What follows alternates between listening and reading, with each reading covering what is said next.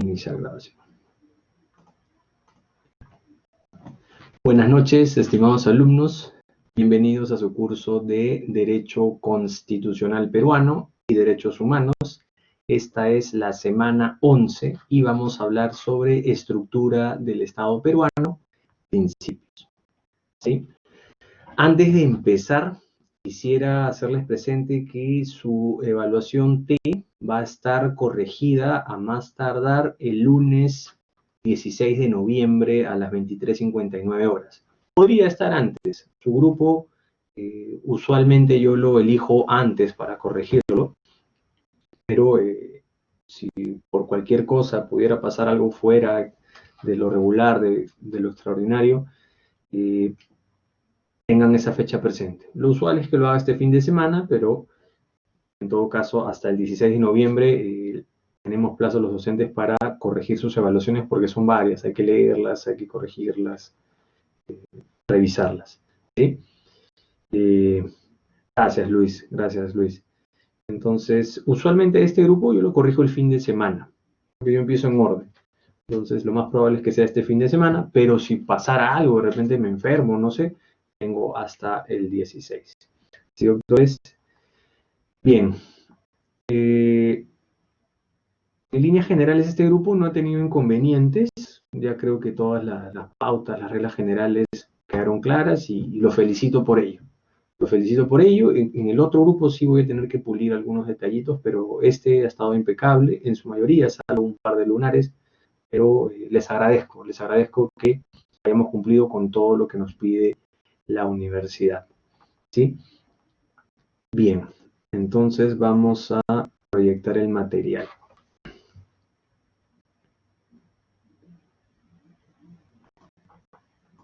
Compartir material. Ya lo había grabado antes, vamos a ver si se ha grabado.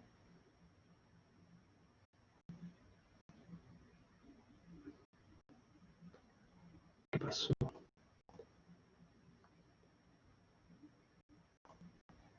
Compartir archivos. Bien, aquí está.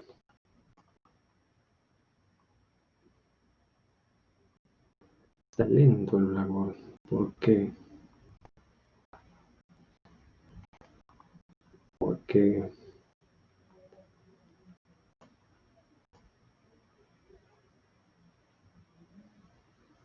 estoy tratando de proyectarles el material, pero el Blackboard me lo impide, no me habilita la opción. Aquí está. Bien. Esperemos que no sea una clase de tecnología fallida en el Blackboard. Igual me van comentando, ¿ya? Yo voy a estar atento al chat. Si es que desean levantan la mano, pero voy a estar atento a ver qué pasa con el Blackboard. Porque no nos ha recibido bien acá al inicio. Bien, doctores, por favor, ¿me pueden confirmar si se ve esta diapositiva? Sí, gracias, Nancy. Bien, entonces, vamos a hablar hoy sobre estructura del Estado peruano, principios. El logro, ya hemos cambiado de unidad, el logro de la unidad va a ser distinto. El estudiante resuelve casuística presentada por el docente, determinando las competencias de cada órgano del Estado y la importancia de las funciones que desempeñan cada uno de estos en base a los principios constitucionales que actualmente lo regulan, demostrando coherencia y dominio del tema. Vamos a hablar de manera de aproximación, como si fuera una aproximación de algunos principios constitucionales y de los órganos del Estado, como estructura del Estado. ¿Sí? El logro de esta sesión es que tengamos un conocimiento de la estructura del Estado y de qué tratan estos principios, estas reglas, estas pautas generales en el Estado. Este es el mapa de lo que vamos a ver hoy. Como siempre, el tema central tiene varias aristas que las vamos a ir conversando conforme avancen los minutos. Objetivos que ustedes analicen la estructura del Estado peruano y conozcan los principios que rigen el Estado peruano. Y muchos de ellos ya los hemos ido trabajando a lo largo del semestre. Dicho sea de paso, nos quedan pocas semanas. Nos quedan de clase efectiva, esta y 2 semanas más. Ya se acaba el curso, doctores. ¿Estaba viendo eso? Porque la semana 14 es una sesión de integración. En esa semana ustedes ya van a estar preparándose para su examen final. Así que posiblemente sea una clase de repaso, una clase con otras pautas, porque la 1 y la última, la semana 1 y la última semana, la universidad nos llena de pautas para hacerles recordar a ustedes. ¿Sí? Entonces, de clase nos queda esta y 2 semanitas más. Así como jugando, estamos en la semana 11. ¿Sí? Bien, introducción. Estructura del Estado peruano. ¿Qué pueden decir, comentar sobre la estructura del Estado peruano? ¿Qué conocen tal vez que quisieran comentar aquí en clase?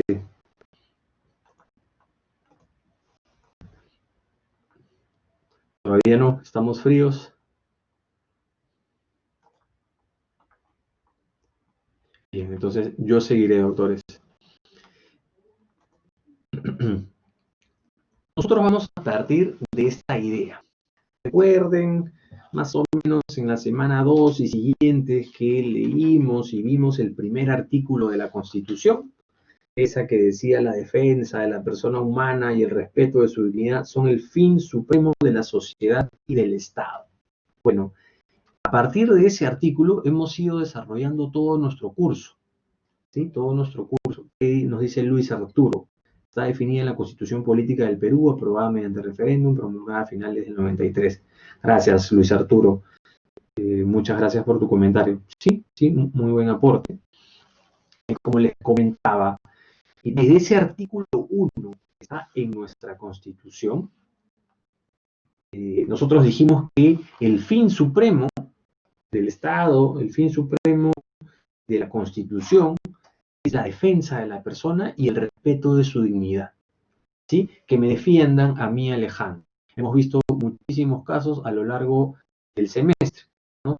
Defensa de la persona, es el fin supremo de la Constitución, del gobierno, del Estado, de la sociedad. ¿Sí? Porque si defendemos a uno, defendemos a todos. Bien. Entonces, bajo esta lógica de que el Estado tiene que defenderte, bajo esta lógica, nosotros, los ciudadanos, aceptamos que haya un poder que reglamente la vida en sociedad, que nos ordene, que ordene la sociedad, ¿no? Y en ese orden de ideas, seguramente que ya lo han desarrollado en el curso prerequisito de este. Los ciudadanos no tienen una aceptación de los ciudadanos hacia las leyes y autoridad. Por eso justificamos el poder del Estado.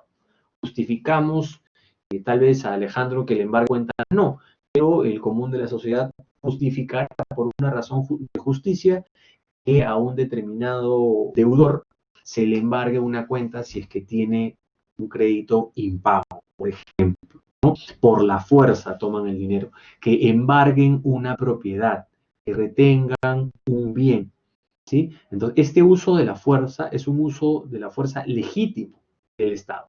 Y es un uso de la fuerza legítimo porque cuando ustedes estudiaron a Rousseau, Montesquieu, Maquiavelo, John Locke, en fin, en pensamiento político el ciclo pasado, se dieron cuenta de que todas estas teorías del pensamiento político tenían una razón de ser.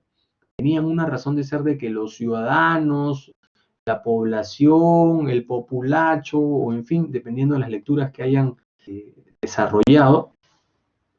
Se fue el audio, dice Jorge Luis. Para acá me parece que estoy en verdecito. Me pongo feliz. ¿Me escuchan? Jorge Luis ha puesto ahí una observación en el chat. Walter me dice que sí, José Luis que sí, Merle que sí. Bien, entonces sigo. Gracias, Milagros, Lani. Bien, entonces con todos esos autores nos pudimos dar cuenta de que nosotros, los ciudadanos, no hablo de Alejandro, hablo de Alejandro de muchos años antes de Cristo, ¿no? Decidieron, bueno, es mejor que nosotros vivamos en sociedad, es mejor que vivamos bajo el amparo de las reglas, ¿no? Ya ustedes estudiaron a Hobbes, ¿verdad? El lobo del hombre, en fin, el miedo, y todos con el contrato social de Rousseau, entre otras teorías, dijimos, el poder se lo vamos a prestar al soberano para que nos ordene. Y este ordenamiento nos va a servir para vivir en sociedad. Y esa es una de las justificaciones por las que el populacho, el pueblo, la ciudadanía, justifica que el Estado tenga este poder sobre cada uno de nosotros, ¿sí? Esa es una justificación, en muy pocas palabras, de la justificación del poder del Estado, que entiendo lo han trabajado el semestre pasado. Sí, semestre pasado, el curso pasado, el prerequisito este. Entonces, en ese sentido tenemos unos principios para que el Estado se divida, para organizar el poder. ¿Ya? Tenemos unos principios. Estos principios van a ser entendidos como pautas, directrices, reglas generales del juego, reglas generales de adecuación de un país. ¿Ya? De acuerdo a lo que tienen ustedes en su material, se le define como un conjunto de valoraciones de justicia en una sociedad, ¿no? Ya a estas alturas podemos tal vez tener en nuestras propias palabras la definición de lo que vamos a entender por principios, ¿no? Es un conjunto de valoraciones, es un conjunto de pautas, de reglas generales que se van a aplicar dependiendo del caso, dependiendo de la materia, dependiendo de la regla, ¿sí? Son pautas generales, ¿ya? El Estado. El Estado es una sociedad, es un conjunto poblacional que tiene un territorio. Ahora vamos a ver los elementos del Estado de cara al material que ustedes tienen aquí en la plataforma, porque hay muchas definiciones de Estado y muchos indicadores de los elementos que tiene un Estado. Lo que vamos a hacer hoy es decirles los elementos que tiene el Estado en atención a los materiales que la unidad académica les ha colgado a ustedes en este tema, ¿sí? Sabiendo de que hay muchísimo más. Algo así como cuando hablamos de derechos culturales, les dije que había muchas definiciones, muchos conceptos, muchas reglas, dependiendo de la especialidad en la que se estudie, ¿no? Sociología, antropología, etcétera, etcétera. Bien, entonces, en el caso del Estado peruano, entre los principios que rigen el orden jurídico tenemos separación de poderes. ¿Ya? Esta separación de poderes de Montesquieu, ¿sí? De pesos y contrapesos, básicamente, en su libro El espíritu de las leyes, ¿no? Hacia los 1700. Vamos a hablar de Estado social de derecho, Estado democrático de derecho, supremacía de la Constitución, igualdad ante la ley, libertad de contratación, iniciativa privada libre. Estos dos conceptos vamos a tratar de incluirlos, pero por razones de tiempo no vamos a ver cómo vamos aquí, pero en todo caso, en alguna medida los hemos trabajado cuando hablamos en la semana 8 y la semana 9 de economía, ¿sí? De derechos económicos y sociales. Bien, los principios constitucionales se refieren a estos valores éticos, sociales, legales, ideológicos, consagrados en la Constitución, ¿ya? Y de este conjunto de valoraciones de todo tipo, sociales, legales, ideológicas, religiosas incluso, ¿no? El Estado es un país laico, en fin. Todo esto se suma y todo esto se va a poner en el ordenamiento jurídico. Habíamos hablado también en otra oportunidad que los ordenamientos jurídicos evidentemente no van a ser los mismos de un Estado a otro. Y las ideologías y los principios tampoco van a ser los mismos de un Estado a otro. No sé si ustedes pudieron revisar el material cuando hablamos de pena de muerte. Había mucho material, yo siempre les doy todo para que ustedes lo tengan, ¿no? Para en el futuro, si pueden consultar algo, ahí tienen el material completo. Habíamos dicho que pena de muerte, aquí no tenemos, en otros países sí existe. Si había un delito un delito que era sancionado con pena de muerte, que era la lapidación. No sé si tuvieron oportunidad de verlo, ¿no? Que es, en pocas palabras, es matar a una persona a piedras, no a pedradas. Entonces, vemos que las reglas del juego, los principios, los valores éticos, los valores sociales, ideológicos de esas culturas a las que se aplica una pena de muerte por lapidación, entonces estamos viendo de que los principios que rigen un ordenamiento jurídico no son los mismos, y de hecho pueden ser totalmente opuestos. Exacto, Merlin nos dice como la época de Cristo. En el material que yo les he puesto, esos países al día de hoy aplican lapidación, al día de hoy, 2020. ¿Sí? Las razones ustedes ya las han podido consultar, ¿no? Por el adulterio, por ejemplo, ¿no? En el caso de mujeres de ese tipo de países, la sanción es muy, muy fuerte. Incluso en muchos de esos países tú estás caminando por la calle y de un momento a otro, dependiendo las horas, en todo lugar se escucha como si estuvieras en un estadio, con altavoz, sus oraciones. Es bastante impresionante el nivel de apego que tienen con la religión en estos países. ¿Sí? Pero esas son sus costumbres, esas son sus ideologías, en fin. Entonces, estos principios sabemos que varían, cambian de estado a estado.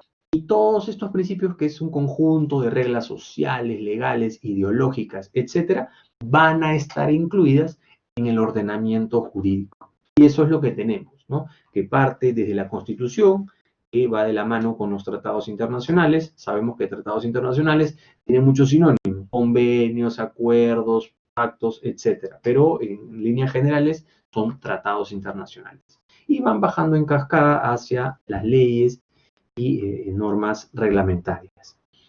Entonces, estos principios van a incidir en la regulación y en el reconocimiento de derechos.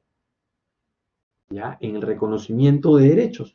Habíamos visto un caso, por ejemplo, de una persona que tenía VIH y gracias a la defensa, promulgación de su derecho a la vida, a nivel del Tribunal Constitucional, se ordenó al Estado, se ordenó al Ministerio de Salud, se ordenó a la entidad correspondiente de que le suministren la medicación, los medicamentos, el tratamiento adecuado. ¿Por qué? El derecho a la salud es aparte una extensión del derecho a la vida, ¿no? Entonces, este conjunto de reglas, de principios, hacen que efectivamente los derechos se reconozcan, no solo en la Constitución, en la ley o en un papel, sino que se reconozcan en la realidad, en la vida real, en los casos existentes, en la realidad en concreto. ¿Sí? Entonces, acá hay otro concepto. Acá tengo que... Esta es la diapositiva 17. Déjenme quitar aquí. De 17. Que saben que estos derechos, estos principios también son interrelacionados, no se pueden leer de manera independiente, todo tiene que interpretarse como un conjunto unitario. Y ahí más adelante vamos a ver unas reglas de interpretación, que les he puesto pocas, nada más un par o una, que nos va a servir con el ejercicio o el ejemplo que les tengo aquí. ¿Sí? Pero al igual que los derechos en la Constitución, los principios también se interrelacionan entre sí. Ya hemos visto varios de estos ejemplos, ¿no? Los hemos visto en los derechos políticos, ¿no? Ya lo hemos dicho en varias clases, para yo ejercer mi derecho político, a ser elegido, a elegir, primero me han tenido que dar vida, libertad, libertad de tránsito, libertad de reunión, libertad de opinión, libertad de expresión, etcétera, etcétera, ¿no? Todos los derechos se suman y hacen que sea posible el ejercicio de un determinado derecho. Entonces, los principios que rigen la estructura jurídica y política del Estado peruano están recogidos en la Constitución, ¿ya? Y estos principios que están recogidos en la Constitución son principios constitucionales. Bien. Acá está el resumen de lo que estamos diciendo. Es el conjunto de estos valores éticos, sociales, legales, ideológicos que están en la Constitución. ¿Cómo están en la Constitución? A través del ordenamiento jurídico. Sabemos que los ordenamientos jurídicos no necesariamente son idénticos de un país a otro, sino que también son opuestos. Como el ejemplo que les puse de la lapidación. ¿Sí? Estos principios constitucionales inciden en la determinación de libertades individuales y colectivas, en la regulación de la participación social y en los límites de actuación de los entes del gobierno, como nos hemos ido desarrollando cuando hablamos de, por ejemplo, derechos que se pueden ejercer de manera individual o colectiva. ¿Cómo colectiva, profe? En el derecho de asociación o en los derechos políticos. ¿verdad? O en el derecho, por ejemplo, a la libertad sindical, que incluye la posibilidad de agruparse para formar o defender ciertos valores, ciertos principios, ciertas reglas, ¿sí? Sabemos que estos derechos se defienden, se ejecutan, no solamente de manera particular, sino de manera colectiva. De acuerdo a lo que está en el material, este es un material de Víctor García Toma, ya que ha sido magistrado, que ha sido miembro del Tribunal Constitucional, y por razones de sus evaluaciones, del tema de la estructura del curso, les voy a comentar esto, que es de Víctor García Toma. A mi criterio, Víctor García Toma es muy filosófico.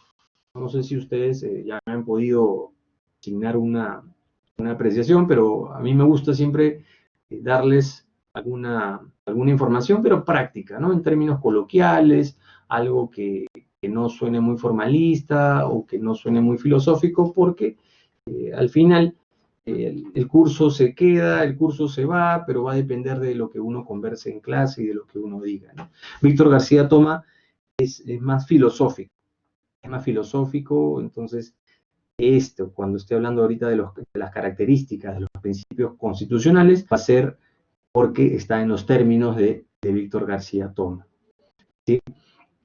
Muy bien.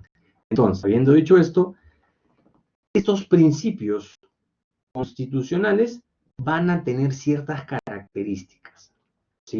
Una de ellas es la comprensibilidad espacial, temporal y personal.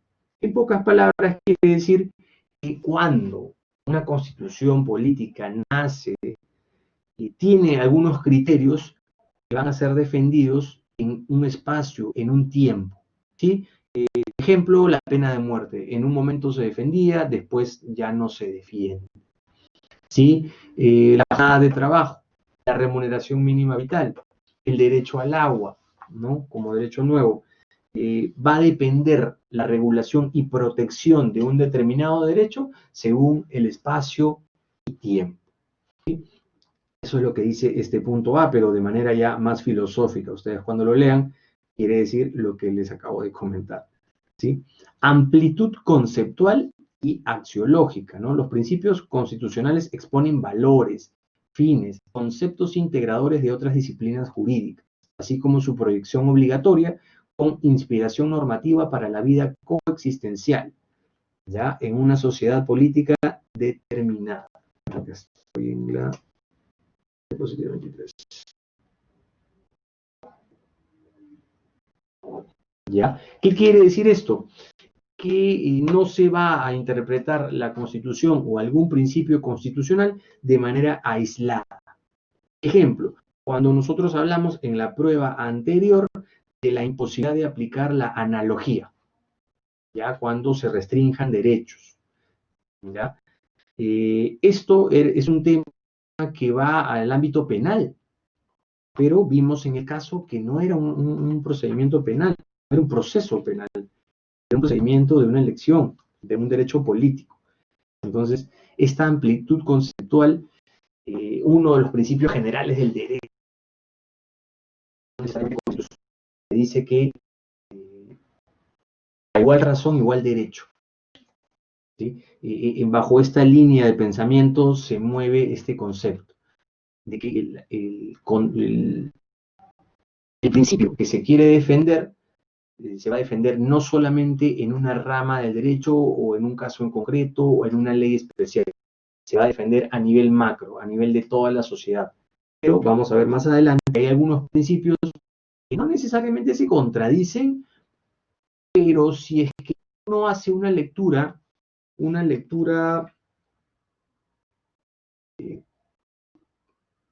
muy escueta o una lectura parcializada, vamos a ver que se puede entrar en conflicto, ¿sí? Como por ejemplo, a ver aquí, hay un artículo de la Constitución donde, por ejemplo, ¿no? Que no son revisables en sede judicial algún tipo de resoluciones, ¿no? Del Jurado Nacional de Elecciones en materia electoral. Ya, no son revisables. La misma Constitución te dice en el artículo 140 que no son revisables que se juzgue las resoluciones del Jurado Nacional de... ¿Ya? Si es que nosotros tenemos esta ley, vamos a entender, sí, pues, profe, no son revisadas estas decisiones del Jurado Nacional del... en el ámbito de en el ámbito de su especialidad, cuál es su competencia, cuál es su especialidad, materia electoral. Entonces la Constitución dice, si es sobre eso, no son revisadas. Pero también sabemos que el máximo intérprete de la Constitución está en el Tribunal Constitucional. ¿Y qué dice el Tribunal Constitucional sobre este artículo? El Tribunal Constitucional dice, oye, yo, Tribunal Constitucional, soy el máximo intérprete de la Constitución.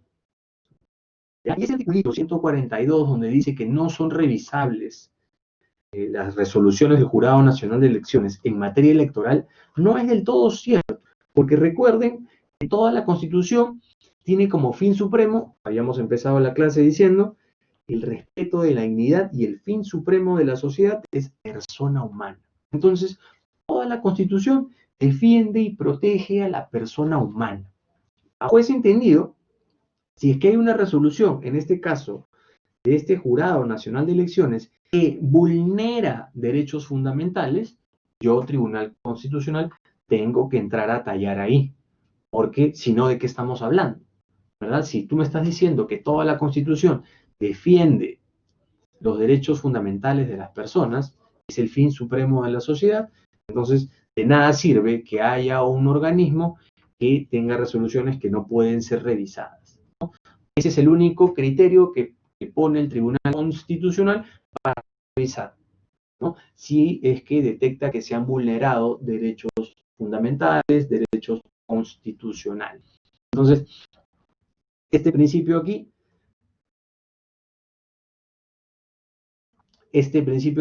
quiere decir una amplitud conceptual, ¿no? Saber hacia dónde apunta el principio y qué es lo que se quiere proteger a nivel macro, a nivel integrado. Esencialidad constructiva del sistema jurídico. Recuerden que este es un extracto de la lectura de García Tomás, que están sus materiales, y por eso ustedes ven acá en las palabras un tanto abstracto el concepto, ¿no? Los principios constitucionales exponen lo fundamental o básico para la formación de la cadena de normatividad que regula la relación entre Estado y ciudadanía. Son imprescindibles para la ordenación de las normas. Esta es la 24. ¿Sí? ¿Qué quiere decir esto? Por ejemplo, el artículo también de la Constitución que nos habla sobre la jornada de trabajo. Ya la jornada de trabajo está en la Constitución, su artículo 25, ¿ya? Que dice que la jornada ordinaria de trabajo es de 8 horas diarias o 48 horas semanales como máximo. Ahí también está en sus materiales, les puse este caso, si es que no han revisado. Ahí está un contraste con la Constitución anterior del 79. ¿Qué quiere decir esto? Cadena normativa. Y la norma madre nace de un principio y nace de lo que está en la Constitución, pero necesita una regulación adicional a través de una ley, a través de un reglamento, a través de resoluciones administrativas y a través del cumplimiento en el Poder Judicial de todas estas normas y todos estos reglamentos. Entonces, lo que te dice este principio es que la norma constitucional, los principios constitucionales van a formar parte de la cadena normativa. Todo tiene que estar integrado, ¿sí? La naturaleza preceptiva, insisto, el autor es bastante abstracto en sus conceptos. Estamos tratando de darle un norte a estos conceptos. La naturaleza preceptiva, a medida que las normatividades son más incompletas o lagunosas, el recurso a principios se hace más significativo, ¿ya?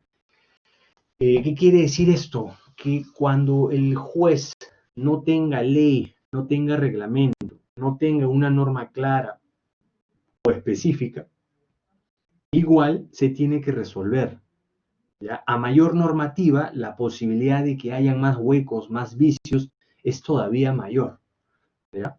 no sé si fue en esta clase o en otra clase, bueno, no voy a tomar ese ejemplo.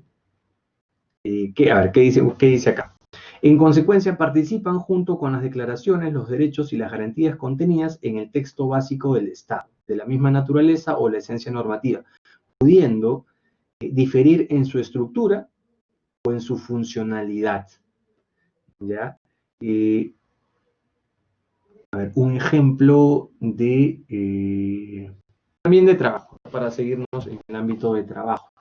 El periodo de prueba, ¿ya? O el despido arbitrario, ¿sí? El despido arbitrario está protegido por la Constitución. Derecho al trabajo y las garantías del trabajo, muchas de ellas están protegidas en la Constitución. ¿Qué pasa cuando hay un vacío a nivel de Constitución y después a nivel de ley y después a nivel de reglamento? ¿Ya?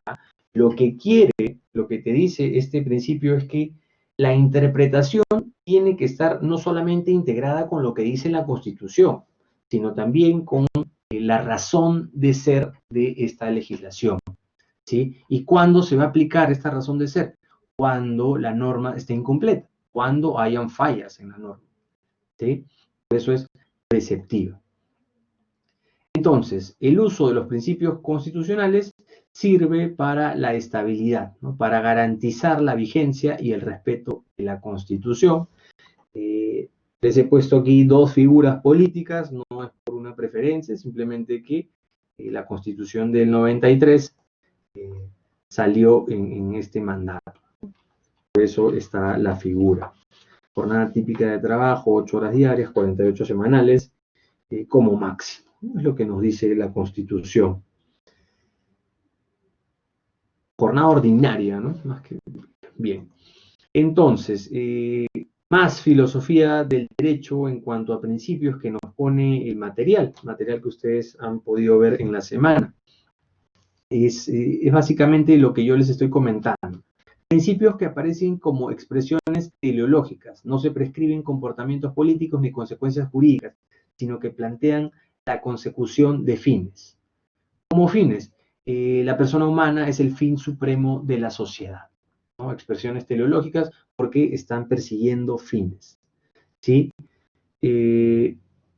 Principios que aparecen como expresiones categoriales, no encontrándose ligadas al cumplimiento de una condición, plantean una obligación genérica y lata, como por ejemplo la pluralidad de instancias, ¿ya? O la presunción de inocencia, ¿sí? Principios que aparecen como expresiones metanormativas, se orientan a las actividades de los operadores constitucionales para la aplicación de las reglas, ¿sí? Y el cuarto principio, de todos los que estamos viendo, según cada lámina, principios que aparecen como prescripciones normativas. Se señala, precisa y concreta la forma de actuación gubernamental o ciudadanía, como por ejemplo en los derechos políticos. En los derechos políticos está clara la forma en la que el ciudadano puede tener acceso a los derechos políticos y los representantes pueden tener acceso a esta representación, ¿sí? Entonces, esto es parte de la filosofía del derecho, de los principios. Los principios usualmente son abstractos y muchos de los casos que están aquí son casos que ya se han desarrollado a lo largo del curso. Otro principio, otra forma de ver los principios constitucionales tiene que ver con las contradicciones ideológicas. ¿Ya? La historia constitucional permite constatar que las constituciones son generalmente el resultado de estas fuerzas políticas, ¿no? Como les dije, miren ustedes el caso de la lapidación y la pena de muerte en otro país. Ahí nos quedaba clarísimo de que el ordenamiento jurídico que nace con la Constitución tiene que ver con la percepción, las ideologías de una población, ¿ya? Estas ideologías son el conjunto de intereses, demandas, fuerzas económicas, sociales, culturales, etcétera, ¿no? Pero que se van a plasmar en una regulación, en una constitución, en un principio, en un ordenamiento jurídico. Pero aún cuando en el caso peruano tengamos la misma concepción, la misma percepción, la misma ideología, podrían haber contradicciones. ¿Ya? Para resolver una contradicción a nivel constitucional, tenemos que partir de la idea de tenemos que proteger al ciudadano. El ciudadano es el fin supremo de la sociedad. Y ¿dónde se ve esta contradicción? En el ejemplo que ya les he leído del Jurado Nacional de Elecciones. ¿Sí? Por constitución, las resoluciones que emite el Jurado Nacional de Elecciones no son revisables. No son revisables cuando tengan que ver con materia electoral.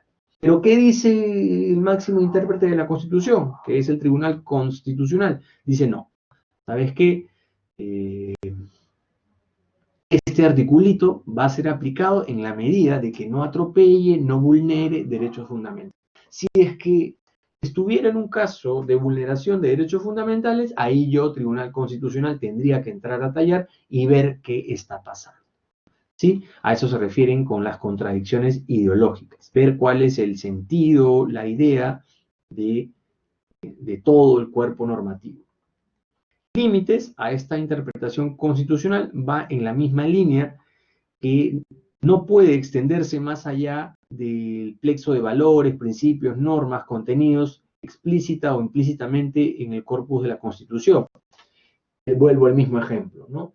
Tú no puedes interpretar que este artículo 142, donde te dice que las decisiones del Jurado Nacional de Elecciones no van a ser revisables si es que se detecta de que ha habido una vulneración, ya sea expresa o implícita de algún derecho fundamental, principalmente de los derechos políticos, ¿no? Ahí el Estado, ahí el Tribunal Constitucional tendría que entrar a tallar. Entonces, sí se puede hacer una interpretación abierta, pero en la medida que no atropelle derechos fundamentales. ¿Ya? Y bueno, aquí es más de lo que estamos diciendo aquí. Entonces, ¿cuáles son las funciones de los principios constitucionales? Informar, ¿no? Informar, como he visto que el tema aquí les interesa, de la jornada de trabajo. La jornada de trabajo está en su artículo 25 de la Constitución. Uy, acá que me dijo Luis, si son más deberían ser pagadas, no, doctor. Se fueron a lo laboral. Bien, bien, bien. Vamos a ver si podemos incluir en otra clase algún temita también laboral. Vamos a ver, porque los temas en realidad son amplios y tenemos que hacerlos calzar en el tiempo. Sí, claro, ¿no? Si tú te pasas de las 48 horas semanales, te deberían pagar, pero hay toda una evolución, todo un desarrollo. La Constitución nos dice que son 8 horas diarias o 41 semanales como máximo. Ya no significa que tengas que trabajar 48 horas para que tengas una jornada. Como profe, claro, yo trabajo en el banco. En el banco trabajo solamente de lunes a viernes y trabajo de 9 de la mañana a 6 de la tarde. Mi jornada es de 40 horas semanales. Si está en mi contrato que mi jornada es de 40 semanales, la hora 41, la hora 42 y la hora 43 serían horas extras. ¿Sí? Milagros me dice, doctor, se fue. ¿Me perdieron en el audio? Sigo en verdecito acá. Milagros Anticona me dice, se fue. A ver, doctora, confírmame. Ya está bien. Hasta, ¿se me escuchó o se entrecortó?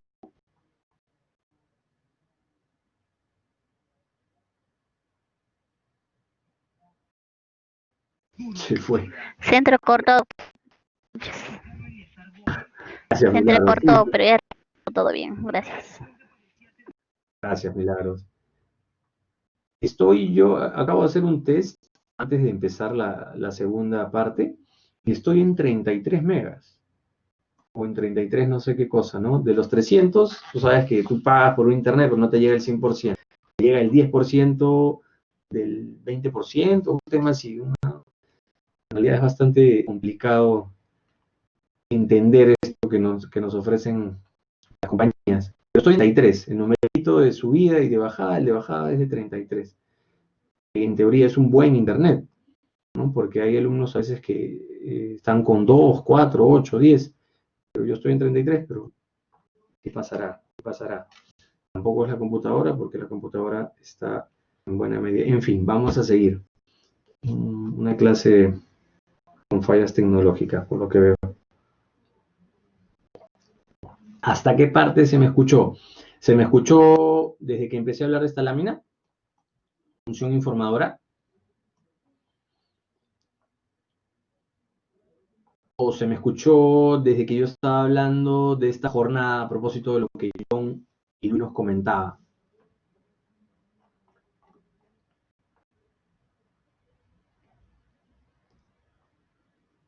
Ya. El caso, sabiendo que no es derecho laboral, y lo estoy comentando porque aquí me ha hecho una pregunta Luis Arturo, entonces la vamos a contestar. En el caso de la jornada de trabajo, la Constitución nos dice 48 horas como máximo. En su artículo 27 de la Constitución dice que la jornada ordinaria de trabajo es de 8 horas diarias y 48 horas semanales como máximo. Eso quiere decir, yo les estaba diciendo en el ejemplo, de que si Alejandro trabaja en el banco de lunes a viernes, de 9 de la mañana a 6 de la tarde, su jornada va a ser de 40 semanales, 40 horas semanales. Profe, entonces, como la Constitución dice 48 como máximo, cuando usted trabaja la hora 41, 42 y 43, no es hora extra. Falso. ¿Ya? Tu jornada va a estar determinada en tu contrato.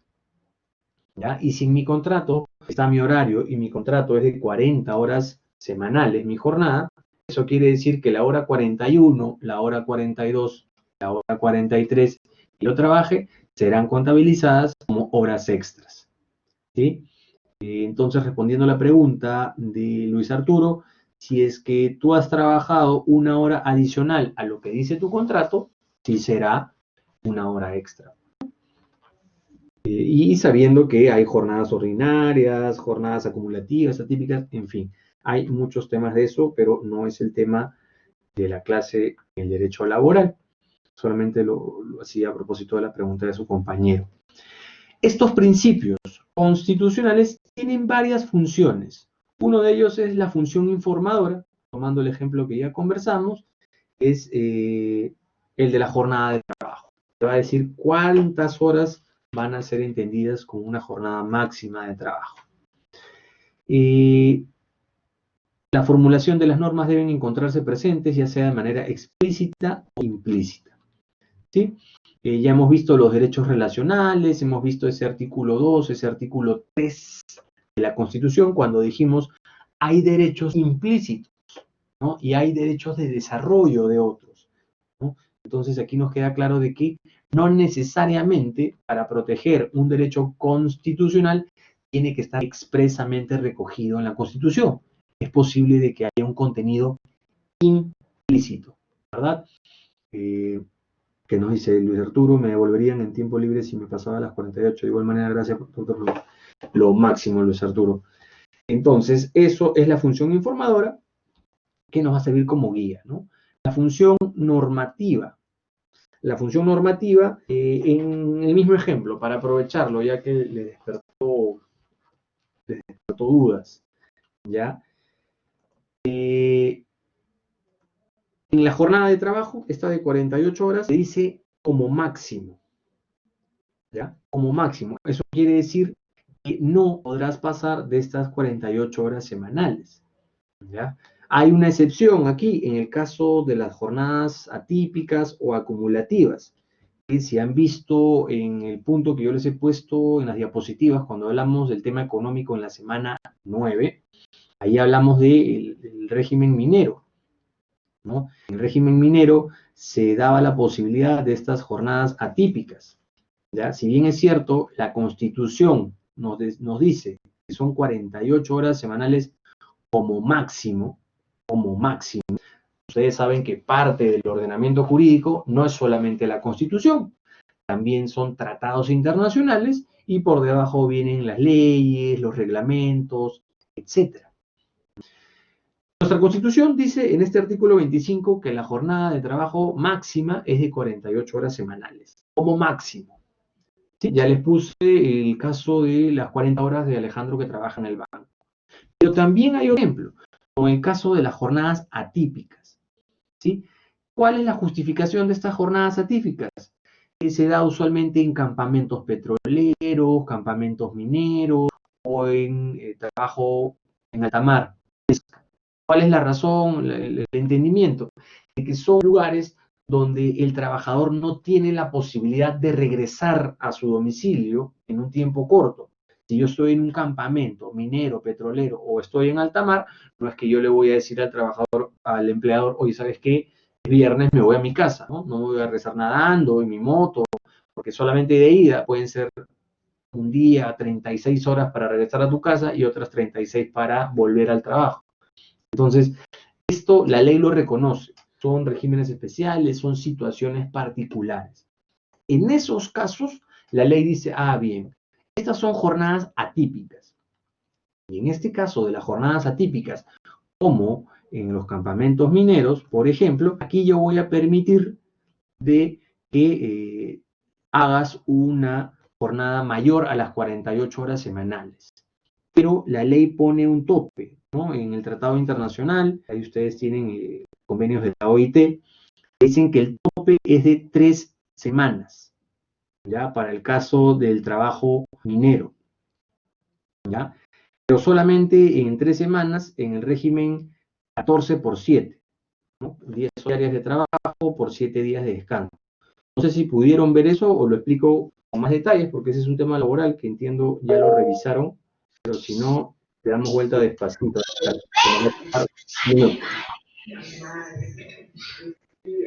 ¿Me levantó la mano, Luis?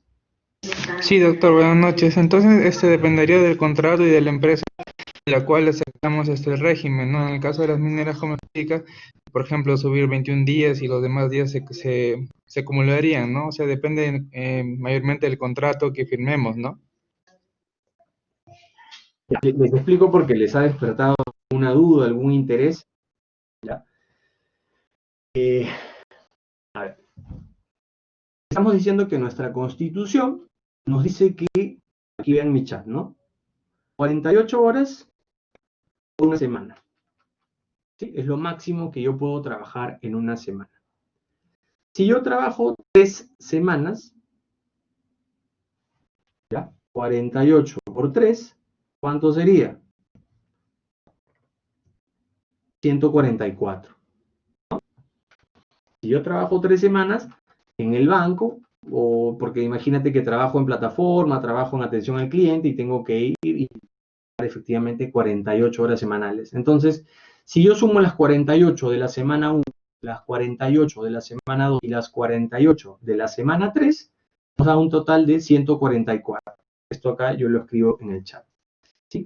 Pero, ¿qué nos dice la Constitución y tratados internacionales de OIT? Que cuando ustedes vean su material, ahora sí lo van a entender. Que hay una excepción a esta jornada máxima de trabajo de 48 horas semanales. Hay una posibilidad en la que el trabajador puede trabajar más de estas 48 horas semanales, ¿ya? En el caso de las jornadas atípicas. La explicación la acabo de comentar. En el caso de campamentos mineros, petroleros o en el trabajo en alta mar, pesca, ¿no? Porque se entiende que el trabajador no va a poder regresar y volver a su casa, ¿ya? Entonces, se crean regímenes especiales, como los que ustedes han escuchado, el 14 por 7, el 4 por 3, el 24 por 4, en fin, hay una serie de modalidades. ¿Qué pasa aquí? La ley y a nivel de convenio internacional de OIT, lo que se ha dicho es, ok, hay jornadas atípicas, pero ojo, la única posibilidad para que el trabajador trabaje más de 48 horas por semana va a tener como límite 3 semanas. ¿Cómo es esto? Tu trabajador va a trabajar porque está en el campamento, ¿no? 14 días seguidos, un día tras otro. ¿Ya? Va a trabajar 14 días seguidos. Y tú le vas a dar 7 días de descanso. ¿Cuál es la lógica aquí? Si nosotros multiplicamos, ¿ya? La regla, lo que te permite la ley es que trabajes 10 horas. Vamos a ver ahora el ejemplo que es el que no se hace y el que efectivamente hacen los mineros. Hasta ahí. Quiero que recuerden este numerito. Estoy explicando por partes, tranquilos. Es 1048 por 3 y 144. Esto es cuando yo trabajo 3 semanas. ¿Bien? En el régimen atípico, la ley te posibilita, por convenio internacional de la OIT, de que hagas un 14 por 7. ¿Qué quiere decir? Que vas a trabajar 14 días y vas a descansar 7 días. ¿Eso a qué te da? Equivalente 3 semanas. Por eso el convenio de la OIT y la reglamentación y ley particular nos dice que el máximo para extender estas 48 horas semanales es en el caso de jornadas atípicas y solo hasta 3 semanas. ¿Cuál es el detalle acá? Respondiendo a lo que nos decía Luis Arturo, ¿no? A veces las empresas se pasan, me quieren hacer trabajar más del tiempo, ¿no? Entonces, ¿cuál ha sido una mala práctica que utilizan en campamentos mineros, petroleros, etcétera? Una mala práctica, dicen, ya, entonces la ley y el convenio internacional de la OIT me dice que puede trabajar Alejandro 14 días. Ya, pues, entonces hay que hacerlo trabajar 12 horas, ¿ya? Si nosotros multiplicamos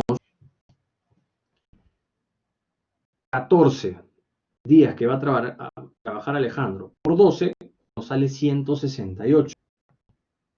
No sé cómo pongo el igual acá. Nos sale 168. Y eso no es lo que quiere la ley, porque recuerden que el límite es el 144 de Alejandro, ¿no? Que multiplicó la jornada. Entonces la ley dice, oye, tú vas a hacer trabajar 14 días a Alejandro, pero no 12 horas ni 10. No 12 horas. Lo vas a hacer trabajar 10 horas como máximo. Y si nosotros multiplicamos 14 por 10, nos da un total de 140 horas. Entonces, sigue dentro del régimen permitido de 3 semanas como máximo. ¿Sí? Recapitulo. Gracias, doctor. Cierto, la posibilidad de límite de 3 semanas en condiciones atípicas, ¿no? Recapitulo para cerrar este ejemplo porque como no tengo el material, lo estoy explicando así nomás, tal vez sea un poquito más complicado de entender. Una jornada normal típica de Alejandro trabajando es 48 horas semanales, ¿sí? Y si yo mis 48 horas semanales las sumo con la segunda semana y las sumo con la tercera semana, tengo 144 en 3 semanas, ¿verdad? Semanas. En 3 semanas. Pero la ley dice que en los campamentos mineros, petroleros o en situaciones de pesca, el trabajador puede estar contigo, puede trabajar 14 días seguidos. ¿Pero cuántas horas? 10 horas como máximo. Porque 14 días seguidos por 10 horas diarias te va a dar un total de 140 horas. Lo que quiere decir que sigues estando dentro del límite máximo que la Constitución impone, ¿sí?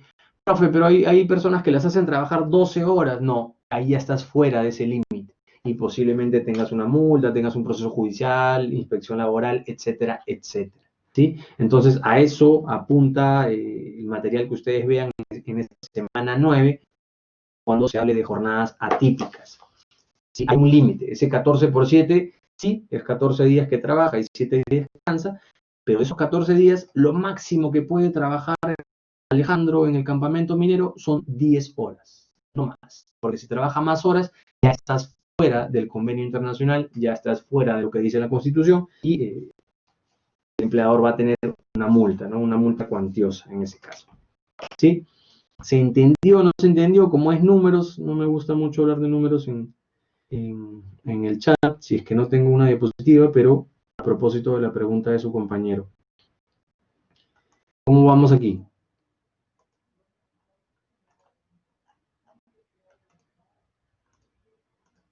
Medio complicado decir este tema, pero veo que sí, me dicen un sí tímido, pero bien, un sí.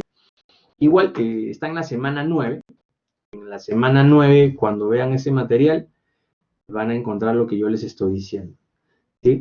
Ahí, Nancy, si deseas al final, comento, proyecto una diapositiva al final de la clase para que veas eso ya con la diapositiva. Tendría que buscarla y cargarla, ¿sí? Pero aquí veo que Milagros, Erika, José Luis, Susan, Luis Arturo están en esa línea, ¿sí? Entonces, seguimos en la constitucional. Luis Arturo, por favor, no hay que irnos al lado laboral, porque no tengo el material para probarlo, ¿sí? Eso quiere decir normativa por acto supletorio. Cuando no tengas una normativa, nos vamos a ceñir a los instrumentos legales que tengamos en constitución, principios, leyes especiales, etcétera, ¿sí? Lo que quiere decir acto supletorio, tú igual tienes que definir, tienes que solucionar un problema constitucional. No te preocupes, Luis Arturo, todo está muy bien, no hay problema. Función interpretadora es eso, ¿no? Cuando tú no tienes una regla clara en la Constitución, vas a tener que interpretar. Ejemplo que ya hemos visto de la analogía en su T2. ¿Ya? La analogía no podía ser aplicada cuando se restrinjan derechos. ¿Cómo se interpretó aquí? En el caso de este rector que se le impidió ser reelegido, ¿no? Se le estaba aplicando una normativa que no era la que le correspondía. ¿Cuál fue la interpretación de la Constitución? ¿Cuál fue la interpretación del tribunal? Dijo, aquí hay un articulito que dice que está prohibida la aplicación de la analogía cuando se restrinjan derechos. ¿Ya? Entonces, como está prohibida, no es posible que le hayas restringido esta posibilidad a este rector de asumir el cargo, ¿ya? Eso quiere decir interpretación.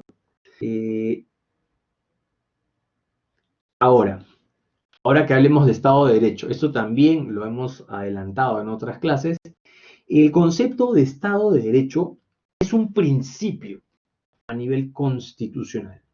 Es un principio. ¿Y qué quiere decir en pocas palabras? Que todo lo que haga el Estado, todo lo que haga Alejandro, todo lo que haga la sociedad, tiene que estar en la misma línea de la ley, de lo que diga la ley, de lo que diga la Constitución. ¿Sí?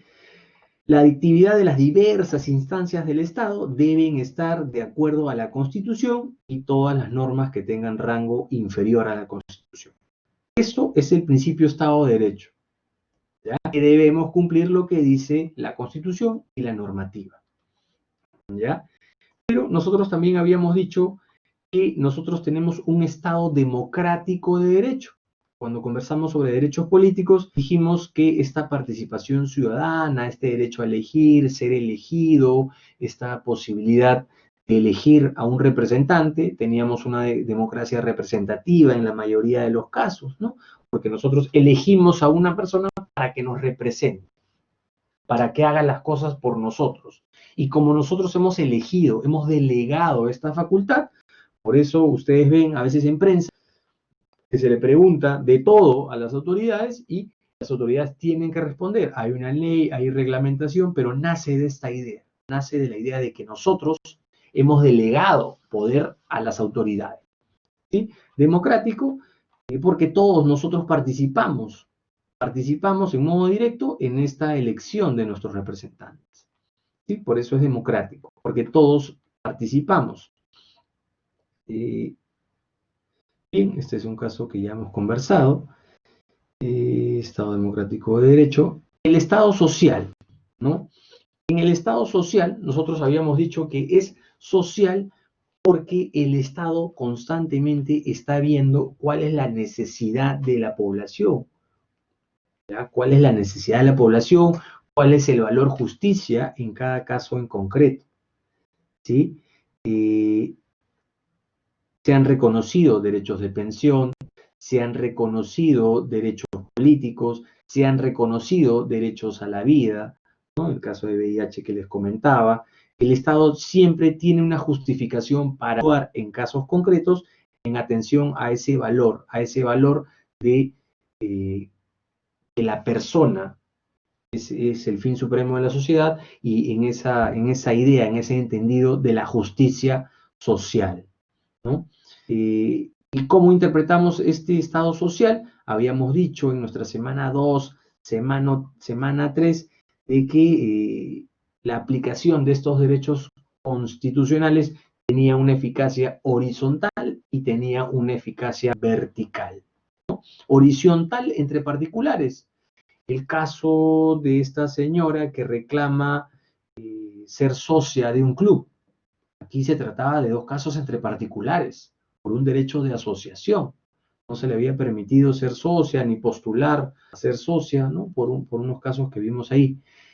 También eso tiene que ver con derechos verticales contra el Estado o con un organismo, entidad del Estado, en el caso de este señor con VIH que demandaba un tratamiento, que demandaba medicinas a nivel constitucional y efectivamente se le protegió. ¿Por qué? Por la finalidad social del Estado. Y esto también lo habíamos conversado cuando desarrollamos el tema económico, ¿no? ¿Cuál era la justificación para que el Estado intervenga en la economía? Justamente el tema social, necesidad pública, ¿sí? El Estado social también lo vimos cuando hablamos del caso de este señor que había dicho que, o esta señora, que había dicho que fue despedida por su embarazo, ¿no? Y que había sido discriminada. Al final yo les dije que el caso había sido resuelto por un tema laboral, donde el Tribunal Constitucional dijo, bueno, aquí hay un tema laboral, acá hay un tema de despido arbitrario y resolvió en esa línea. Pero vemos que a nivel de Tribunal Constitucional vio un tema laboral, vio un tema de embarazo, vio un tema de mujer, temas sumamente protegidos a nivel internacional y a nivel de Constitución. ¿Ya? ¿Por qué? Porque tiene una justificación social, ¿sí? Esta lámina me parece muy interesante porque nos resume el Estado social, ¿no? El Estado social es una expresión del modelo democrático para recoger las deficiencias del clásico Estado liberal, concentrado en la tutela de libertades y la desprotección de los derechos sociales, ¿ya? Cuando nosotros hablamos en la semana 9 de derechos económicos, ¿ya? Hablamos de una teoría de la ley de la oferta y la demanda. Hablamos del concepto de abundancia y escasez. Lo que es abundante no tiene mucho valor y lo que es escaso sí tiene valor, ¿ya? Y una de las primeras fases del capitalismo es el mercantilismo. En otras palabras, era producir bastante y vender bastante. No se veía mucho la oferta y la demanda, ¿ya? Esta ley de la oferta y la demanda tiene unas reglas a nivel económico para que se pueda aplicar como corresponde. Un ejemplo, acuérdense, en ceteris paribus, es cuando nosotros vamos a un mercado de nuestra jurisdicción. Vamos a comprar pollo, abarrote, carne, pescado, en fin, ¿no? Vemos muchas tiendas, ¿ya? Y si yo quiero comprar, por ejemplo, pollo, hay muchas tiendas que me venden pollo. Si la primera tienda me vende el pollo a 10, la segunda me vende el pollo a 8, la tercera me vende el pollo a 7, la cuarta me vende el pollo a 5, voy a comprarle la que tiene menor precio. ¿Qué quiero decir con esto? Que la ley de la oferta y la demanda va a funcionar cuando hayan varios compradores y varios vendedores. Varias personas, varios caseros, varias tiendas que me vendan pollos y varias personas que quieran comprar pollos. Entonces ahí la ley de la oferta y la demanda juega muy bien. Yo les había dicho que la composición del Estado peruano no es una composición de competencia casi perfecta. Competencia perfecta significa que hay muchos compradores y muchos vendedores. Aquí tenemos pocos vendedores, ¿ya? Les había hablado que tenemos oligopolios, pocas empresas de farmacias, pocas empresas de grifos, pocas empresas de telefonía, pocas tiendas por departamentos, etc. Cuando hay pocas empresas que me vendan las cosas, significa de que no va a haber una situación de oferta y demanda como la que les puse en el mercado, cuando Alejandro quiere comprar pollos. La primera vendedora le dijo 10 y al final caminando se dio cuenta de que había un pollo de 5 soles, ¿no? Cuando hay pocas empresas en el mercado, estas empresas podrían fijar el precio, podrían concertar precio, entre otras anomalías del mercado, ¿ya? ¿Qué quiere decir Estado liberal? Estado liberal quiere decir que el Estado no se mete en la economía, porque ahí se pensaba y se tenía el entendido de esta teoría de oferta y demanda de Adam Smith. El mercado se regula solo, ¿ya? Bueno, se han dado cuenta que el mercado no se puede regular solo cuando no tienes mucha oferta y mucha demanda, porque estas poquitas empresas van a concertar precios, no van a bajarte los precios, van a empeorar la tecnología, etcétera, ¿no? Entonces ahí tiene el Estado una justificación para intervenir. ¿Por qué? Porque las empresas se están portando mal.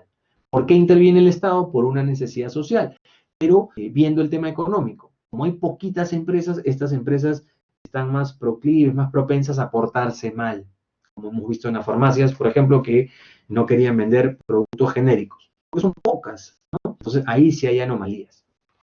Esto es lo que quiere decir este primer párrafo, ¿ya?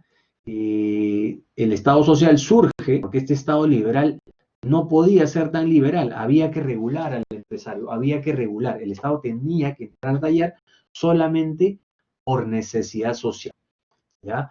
Por necesidad de protección a las libertades y a los derechos sociales, ¿ya? Derechos sociales, que ya los vimos, que tienen que ver mucho con la economía, el derecho a la salud, a la pensión, a la educación, etcétera, ¿verdad? Entonces, a partir de la protección de los derechos individuales, se van ahora a proteger y de hecho se exigen los derechos sociales. Mi derecho al trabajo, mi derecho a la pensión, mi derecho a la educación, ¿sí? Esto quiere decir esta lámina sobre Estado social. El Estado de Derecho, entonces, es aquel Estado cuyo poder y cuya actividad están regulados y garantizados por la ley, ¿ya? Recuerden que el principio es Estado de Derecho, ¿ya? Lo que tenemos en Perú es un Estado social de derecho, ¿ya? Pero el principio en general es Estado de Derecho, ¿ya? Las características de este Estado de Derecho: imperio de la ley, división del poder político, derechos fundamentales, control jurisdiccional de la legislación. El órgano judicial debe respetar estrictamente el debido proceso. Este tema también es bien apasionante, lo hemos comentado de manera muy, muy breve, pero es bastante interesante. Espero que puedan leer las fuentes consultadas que les di en su oportunidad cuando hablamos de este concepto. El Estado democrático es esta participación de los ciudadanos en la elección. Todos vamos a elegir, la mayoría va a elegir a los representantes. Nosotros tenemos una democracia representativa en la mayoría de los casos, ¿verdad? Entonces, nosotros tenemos los principios de soberanía popular, distribución o reconocimiento sustantivo de los derechos fundamentales, separación o independencia de las funciones supremas del Estado. Vamos a ver esto, lo de la separación de los poderes, ¿sí? ¿Cómo vamos hasta aquí? La tecnología ha hecho que sea una clase un poco cortada. Aquí me parece que estoy con buena señal. Hemos terminado el tema de principios, sino que la estructura del Estado peruano, principalmente de lo que he visto en el material y lo que va a entrar más adelante, está destinado a principios, así que tenía que tocar principios. Por eso estoy hablando tanto y he hablado tanto de los principios, ¿sí? ¿Cómo vamos aquí?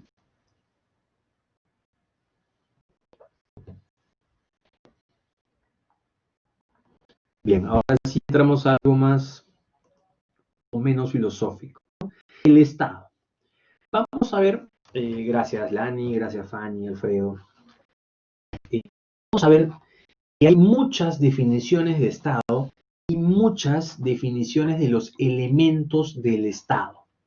Aquí nuevamente me voy a aplicar al material que nos ha dado la universidad, ¿ya? Sabiendo que hay varias definiciones de Estado y varias definiciones de los elementos que conforman el Estado, lo que yo he hecho para fines, por ejemplo, sus evaluaciones, es tomar la información que nos da la universidad y seguir en esa misma línea, ¿sí? Entonces, Estado es una sociedad humana establecida en un territorio, estructurada y regida por un orden jurídico, ¿ya? Sancionado por un poder soberano. Vamos a ver en qué consiste toda esta definición. Para efectos del material que ustedes tienen en esta semana, los elementos del Estado van a ser estos tres que aparecen aquí. Sabiendo que hay otros elementos, pero los principales, de acuerdo al material que tienen ustedes en su plataforma, los elementos serán población, territorio y poder. ¿Okay? Estos son los tres elementos del Estado. Vamos a ver poco a poco qué es esto. El Estado, entonces, es una organización social, ¿ya? Es una organización social investida de poder que tiene estos elementos principales: territorio y población, ¿ya? ¿Por qué el poder político? ¿Cómo es esto, Ramón? ¿Cómo que por qué el poder político?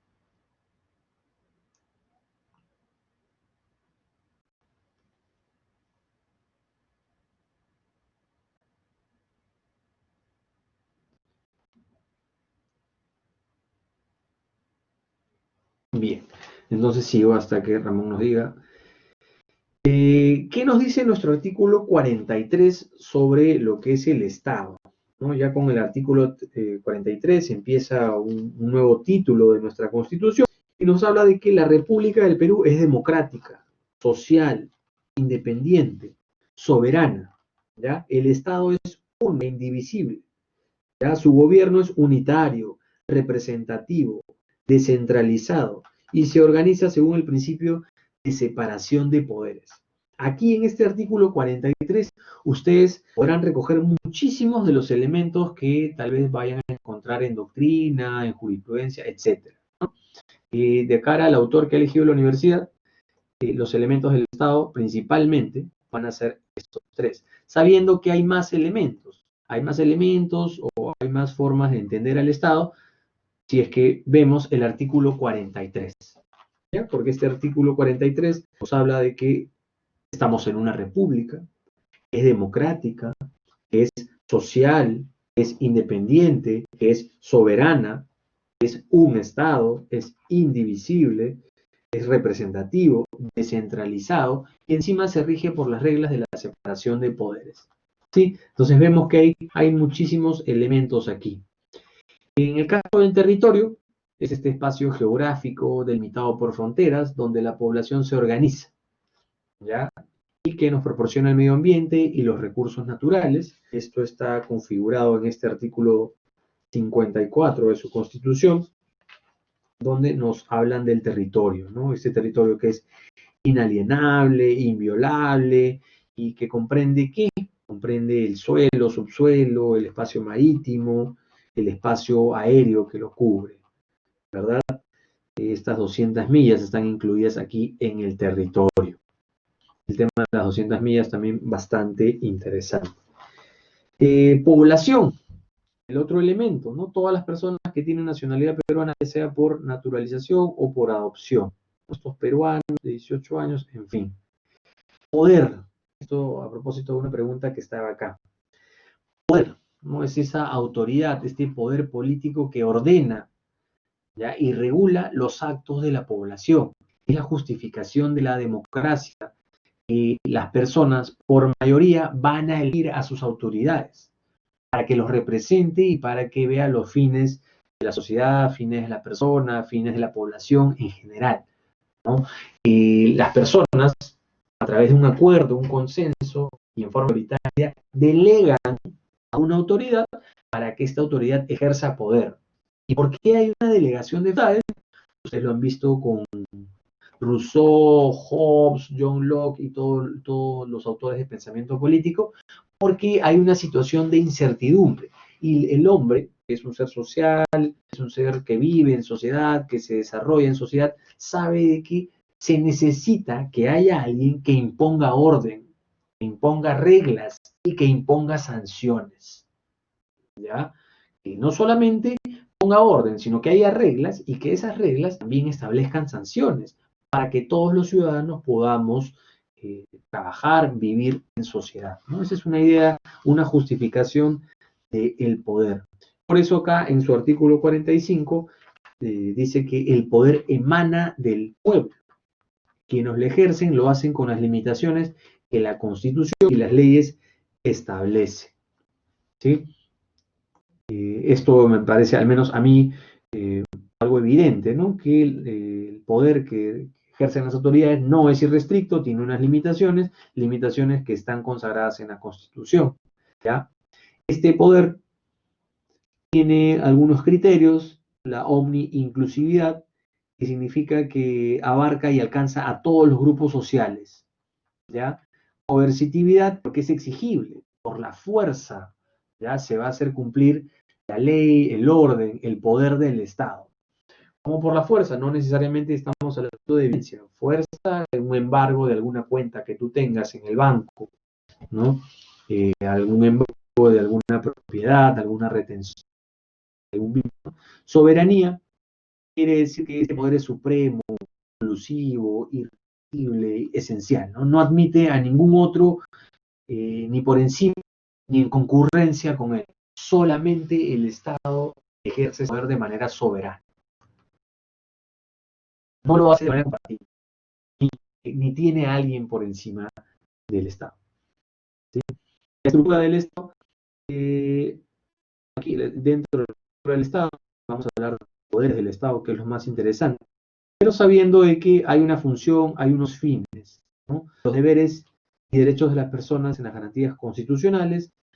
La función pública es trabajar para el ejercicio de la función pública, para ver el régimen económico, algo que hemos conversado en la semana 8 y 9.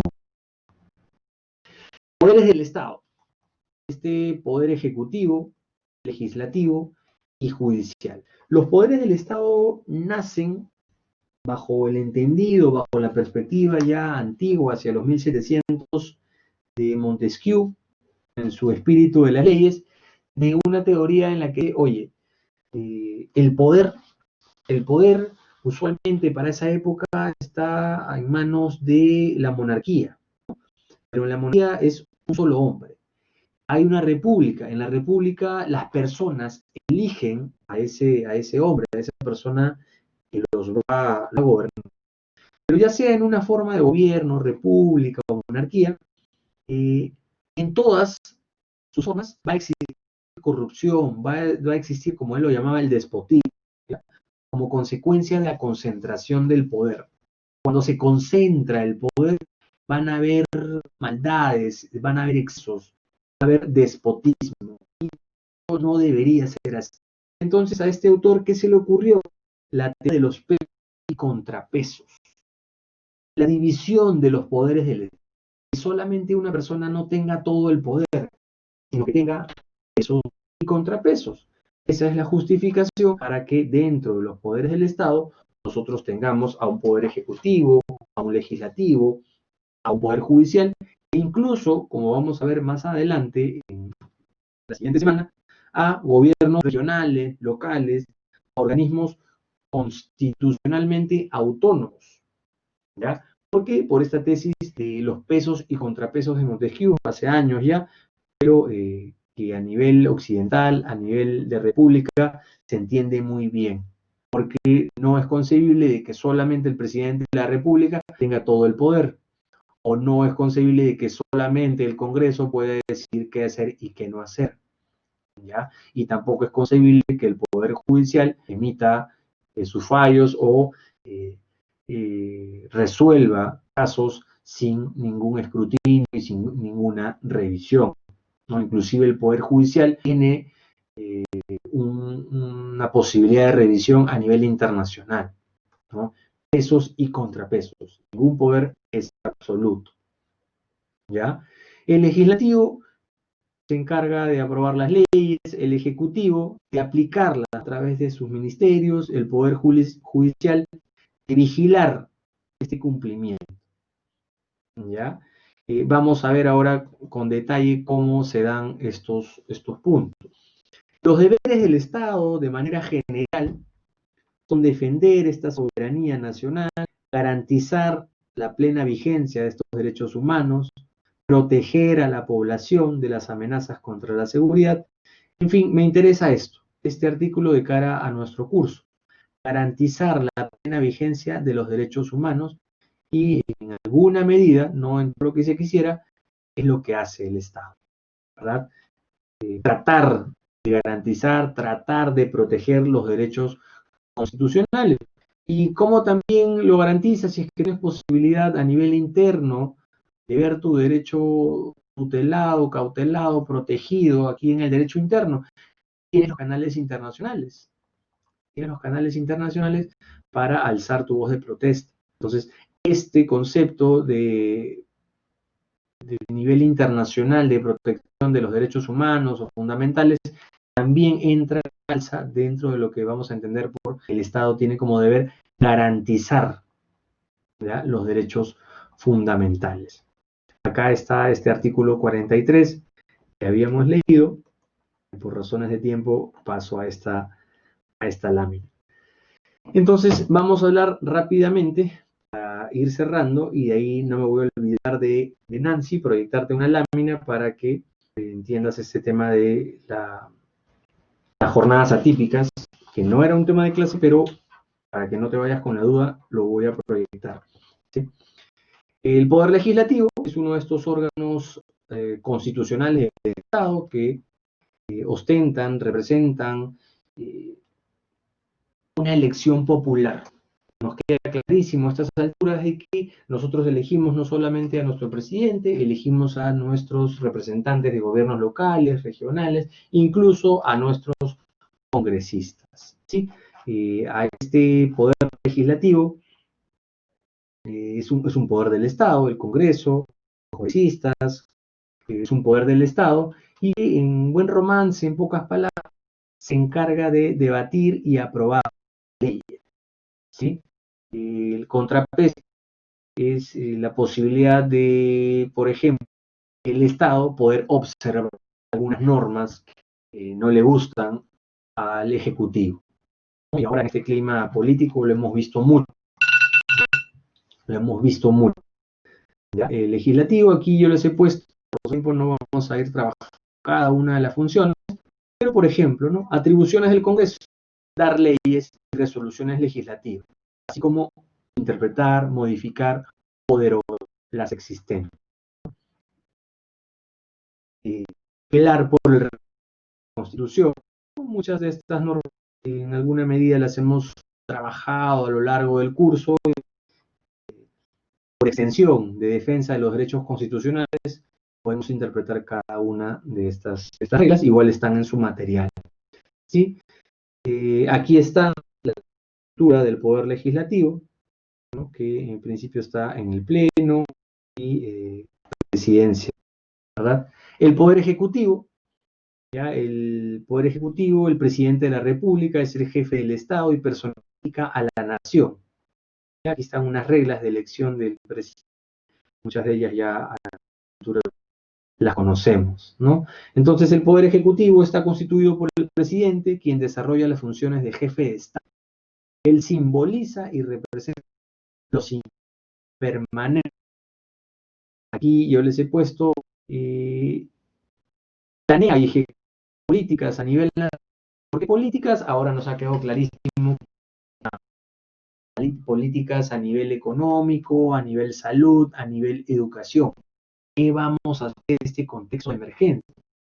Entonces, articula toda la aplicación normativa para cada cargo. Por eso son políticas a nivel nacional, sector salud, sector educación, sector economía, entre otros, ¿no? Por darles unos ejemplos. ¿Y cómo articula y ejecuta estas políticas? A través de sus ministerios, ¿no? A través de sus ministros, a través del presidente del Consejo de Ministros y una serie de... básicamente es lo que hace el Ejecutivo, estas políticas sectoriales. Y aquí también les he puesto algunas de las atribuciones del presidente de la República.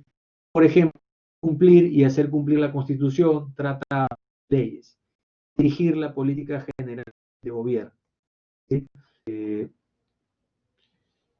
Convocar a elecciones para presidente de la República, para representantes a Congreso, entre otras, ¿sí? Él es el que convoca elecciones, entre otras prerrogativas que aquí ustedes las podrán ver en su material. ¿Ya? Aquí está la estructura, el organigrama de lo que es el Ejecutivo, ¿sí?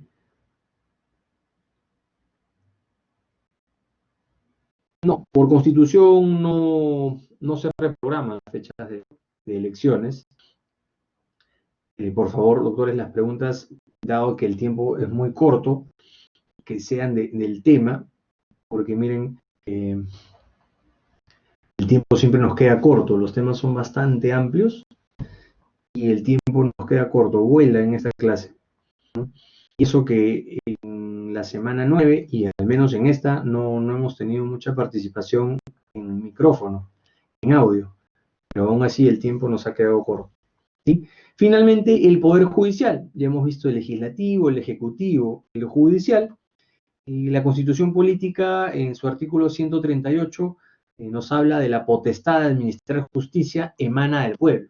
Y se ejerce esta administración de justicia, ¿por quién? Por el Poder Judicial. Este Poder Judicial también tendrá su estructura, sus órganos jerárquicos, pero el Poder Judicial es el que se encarga de administrar justicia. ¿Sí? Se encarga de administrar justicia. ¿Ya? Es un organismo autónomo, ¿ya? Y tiene por potestad administrar justicia. Esa es la función principal del Poder Judicial. Aquí ustedes tienen cómo se organiza este poder del Estado. ¿Ya? Funciona, administrar justicia, y el contrapeso es que se asegura que todos actuemos bajo la ley. ¿Ya? Este Poder Judicial en alguna medida va a terminar procesando, investigando a nuestras autoridades a cualquier nivel, tal vez no autoridades en el cargo, pero sí autoridades que ya hayan regresado al cargo, ¿no? Entonces, estos tres poderes del Estado funcionan articulados como pesos y contrapesos, ¿sí? Aquí también les he puesto algunos de los principios de la administración de justicia. El que habíamos trabajado es el punto 9, donde hablamos de la inaplicabilidad por analogía, ¿no? Pero también aquí voy a decirle solamente uno, la independencia en el ejercicio de la función jurisdiccional, ¿no? Para que funcione como un poder del Estado, este Poder Judicial debe actuar con independencia. Debe actuar con independencia, sin injerencia de terceros ni de nada. ¿Cuál era el problema que ahora hace poco tuvimos con toda esta corrupción de las llamadas telefónicas grabadas, los cuellos blancos, todo este tema político, ¿sí? Que la entidad encargada, ¿ya? Consejo Nacional de Magistratura, hoy Junta, lo vamos a ver más adelante ya en otra clase, la entidad encargada de designar jueces, ratificar jueces y fiscales, remover jueces y fiscales, estaba enquistada en temas de corrupción. Y si a esa persona, si esa entidad que se encarga de aprobar, de designar, de remover, de ratificar a un juez o un fiscal, ya tiene corrupción, entonces imagínate las respuestas judiciales que se van a obtener. Hemos visto incluso casos dramáticos en los que, ejemplo, violadores han salido de la cárcel por sentencias bastante sorprendentes, por decir menos, ¿no? Este tema de la independencia funcionará bien en la medida de que no haya una corrupción a nivel tan grande como la que se expuso hace poco. ¿Cómo? Que haya corrupción en las personas que designan a los jueces y fiscales, que remueven, que ratifican en el cargo a jueces y fiscales. Porque si llegara la corrupción a ese nivel, imagínense los resultados que vamos a tener al interno, ¿sí? Son las reglas del juego, ¿no? Las reglas del juego en un país. Alguien tiene que elegir y designar a estas autoridades. Pluralidad de instancias. Esta pluralidad de instancias también nos va a hablar, nos va a señalar la posibilidad de que los ciudadanos, la población, tenga acceso a instancias internacionales para defender estos derechos que posiblemente hayan sido vulnerados en el derecho interno. Aquí está también la organización del Poder Judicial. Finalmente, ya para terminar la clase y llegar a la pregunta de Nancy, porque quiero proyectarle aquí una lámina, tendría que buscarla, pero para responder la pregunta de Nancy. Conclusiones, ¿no? Esta ha sido una clase bastante filosófica, de bastante contenido, bastante densa, pero el contenido era muy amplio y lo hemos tenido que hacer así. Conclusión. Los principios constitucionales se refieren a los valores éticos, sociales, legales, ideológicos, consagrados en un ordenamiento jurídico, principalmente en una constitución. Dimos el ejemplo de la lapidación en otros ordenamientos jurídicos, ¿ya? Entonces, en esos ordenamientos jurídicos, en esas reglas, en esas ideologías, en esos pensamientos, tienen pena de muerte y es perfectamente entendible que una persona muera a pedradas. ¿Ya? Por eso les pongo ese ejemplo, porque es bastante dramático, drástico, para saber que estos principios son un conjunto de valores éticos, sociales, legales, ideológicos, etcétera, ¿no? Son valores, al fin y al cabo. ¿Ya? Los principios constitucionales conducen el actuar del Estado y se materializan en la jurisprudencia y normas, porque el Estado constantemente, a través, ejemplo, del Tribunal Constitucional o del Poder Judicial, está interpretando los principios, está interpretando la Constitución. ¿Con qué finalidad? La finalidad de proteger la Constitución. Los principios se interpretan y se interrelacionan entre sí. Al igual que los derechos fundamentales que se interrelacionan entre sí, habíamos hablado de los derechos políticos. Yo ejercer mi derecho político, necesito vida, libertad, libertad de tránsito, libertad de reunión, libertad de opinión, libertad de expresión, etc. Lo mismo es con los principios. Se tienen que leer e interpretar de manera articulada. Y aquí habíamos puesto el ejemplo del Jurado Nacional de Elecciones, cuyas resoluciones no podían ser revisadas cuando se trate de materia oral. Pero ¿qué dijo el Tribunal Constitucional? Oye, aquí de lo que se trata es de proteger a la persona, de proteger los derechos fundamentales. La persona es el fin supremo de la sociedad. Y en esa línea, ese principio me dice de que si tú, aún así en materia electoral, hayas dado una resolución que vulnera derechos fundamentales, yo, Tribunal Constitucional, podré perfectamente conocer estas resoluciones. ¿Sí? En esa línea va lo que tiene que ver con interrelación de principios constitucionales. ¿Sí? Ha sido una clase bastante densa, pero era importante tocar esos temas porque muchos de estos van a entrar en su evaluación. Me parece que la siguiente evaluación va a ser un cuestionario. Igual está en sus materiales la información clara. ¿Sí? Ahora quiero publicar para la señorita Nancy. Esto estaba en esta semana. El ejemplo aquí. Ahora un nuevo PowerPoint.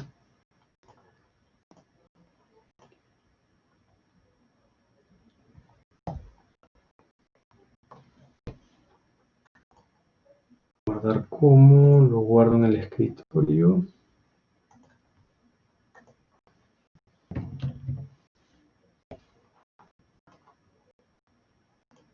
Bien. Sí, porque como eran números, eran restas, a veces eso no se entiende muy bien, pero a propósito de la pregunta,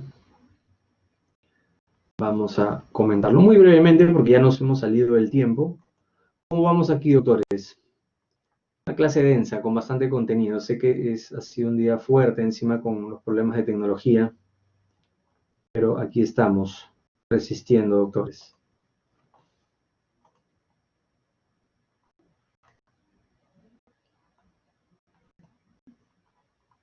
He copiado y pegado, por eso ya no tiene formato, pero ahí está.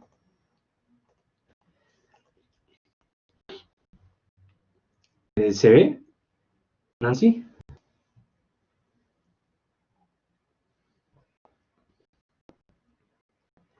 Perfecto. Entonces, habíamos hablado de la jornada de trabajo sabiendo que esto no es un curso laboral y que no nos vamos a ir por las ramas, autores, solamente este caso. ¿Sí? Les había dicho de que en nuestra Constitución se regulaba esto, se regulaba este primer parrafito. La jornada ordinaria de trabajo es de 8 horas diarias y de 48 horas semanales como máximo. ¿Por qué como máximo? Porque Alejandro podría perfectamente trabajar 40 horas. Alejandro trabaja en el banco de lunes a viernes, de 9 de la mañana a 6 de la tarde. Para Alejandro, su jornada será de 40 horas. ¿Ya? Entonces, la hora 41, 42 o 43 que trabaje, no habría ningún problema. ¿Verdad? Pero este articulito 25 de la Constitución del 93 nos habla de, en caso de jornadas acumulativas o atípicas, el promedio de horas trabajadas en el periodo correspondiente no podrá superar de un máximo. ¿Qué? ¿Cómo es esto? Ese segundo articulito está aquí, ¿ya? Sabemos que cuando hablamos de las jornadas atípicas, vamos a estar hablando de varios casos. Jornadas alternativas, acumulativas, irregulares. Para efectos de la clase, solamente les voy a explicar esta. Las jornadas acumulativas, ¿ya? La jornada acumulativa es aquella que se aplica, por ejemplo, en el campamento minero, en el campamento petrolero o en el trabajo de pesca, en alta mar. ¿Por qué? Porque si estoy en alta mar, no le voy a decir al empresario, al empleador, oye, ¿sabes qué? Es viernes, 9 de la noche, me voy. No, no, porque estás en alta mar, no podrías regresar. Si estás en un campamento minero, no podrías regresarte a tu casa el viernes en la noche porque solamente llegan buses, llegan carros los sábados en la mañana y los miércoles en la mañana. No hay otro tipo de bote y no hay otra manera de acceso y salida, ¿no? Entonces, en esas situaciones límite, la regulación, el Estado, convenios internacionales han dicho, bien, en este caso sí, pues, ¿no? Hay reglas particulares, ¿ya? Hay una óptica distinta, hay que regularlo, protegerlo de una manera distinta, porque este trabajador solamente del campamento minero para irse a su casa le va a tomar 28 horas. Y de su casa al campamento minero otras 28 horas. Entonces vamos a tener que el trabajador está viajando más de 2 días, ¿no? Entonces, para no perjudicarlo, y para no perjudicar al empresario, se crearon estas jornadas acumulativas, que se entienden como, de manera general, atípicas, ¿ya? Bien. La justificación es lo que les digo, ¿ya? La justificación es lo que les digo. Ahora,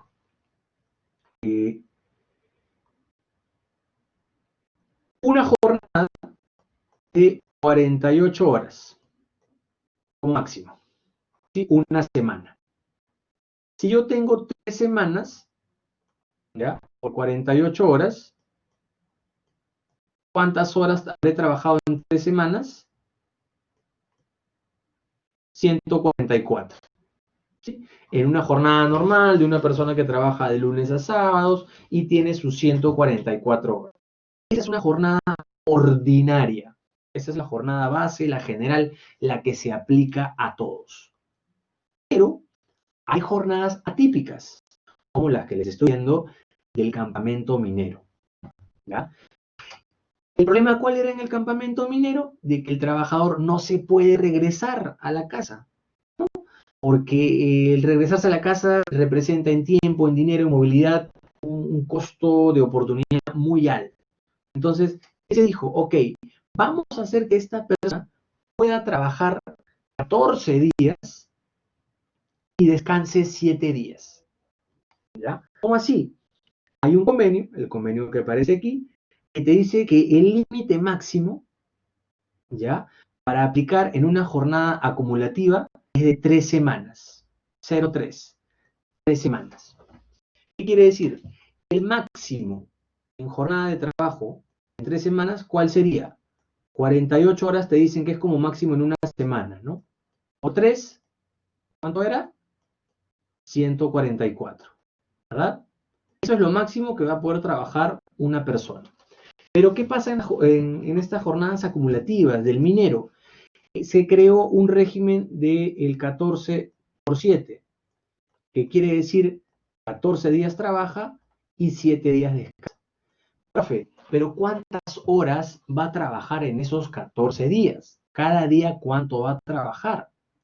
La ley dice que puede trabajar como máximo 10 horas diarias. Y si tú multiplicas 14 por las 10 horas diarias, vas a tener un total de 140 horas diarias. Estas 140 horas diarias son menores a las 144. Y al ser menores, están dentro de la norma. No hay ningún problema. Oye, pero la ley dice que solamente tienes que trabajar 8 horas diarias y 48 horas semanales como máximo en la semana.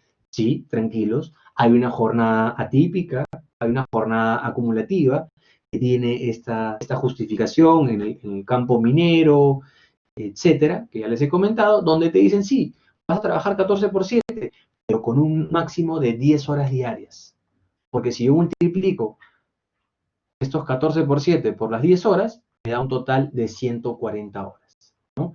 14 días yo estoy trabajando, entonces cada día trabajé 10 horas, me da las 140 horas.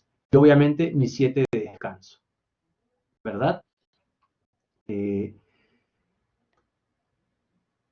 es lo que no se puede?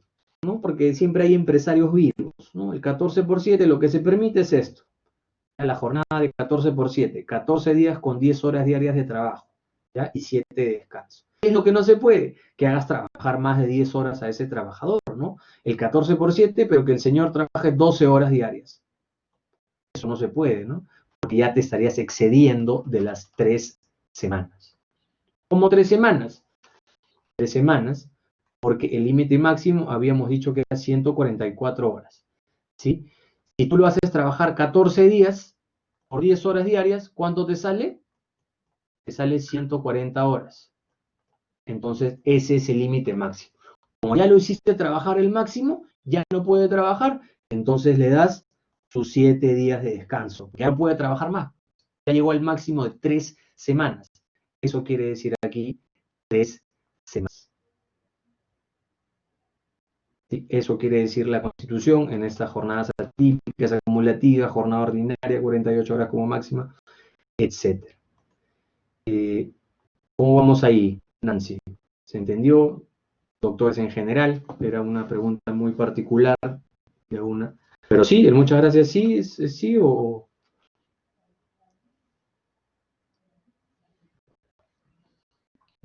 Ahora sí. Qué bueno que ahora sí, Nancy. En líneas generales, ¿se entendió este tema? ¿Se entendió muy bien? Ah, tú fuiste Luis Arturo el que nos sumergió en este tema de jornada, ¿no, doctor? Bien, bien, qué bueno que sí. Ya, ok, doctores. Entonces, gracias por su tiempo, gracias por haberme acompañado hasta esta hora. La clase ha sido densa, ha habido mucho contenido, pero lo teníamos que hacer. No, no te preocupes, Luis, lo máximo. No te preocupes, todo bien. Tenemos que hacer porque bastantes de esos temas van a entrar en la evaluación, así que no había otra manera de hacerlo. ¿Sí? Todavía tenemos un par de semanas más antes de la T4 y el examen final, pero ya esta es nuestra semana 11, nos quedan 2 clases más y se acaba el curso, así que paciencia, doctores, ya se acaba el curso. Gracias, doctores, a ustedes. No hay preguntas. ¿Todo bien? ¿No todo bien? Bien, ya se están despidiendo. Entonces, gracias, Janet, Fanny, Nancy, Merly, Lani, José Luis, Luis Arturo. Gracias, doctores, por su tiempo y por haberme acompañado hasta esta hora. Gracias, doctores. Buenas noches. Gracias, Milagro, Nancy.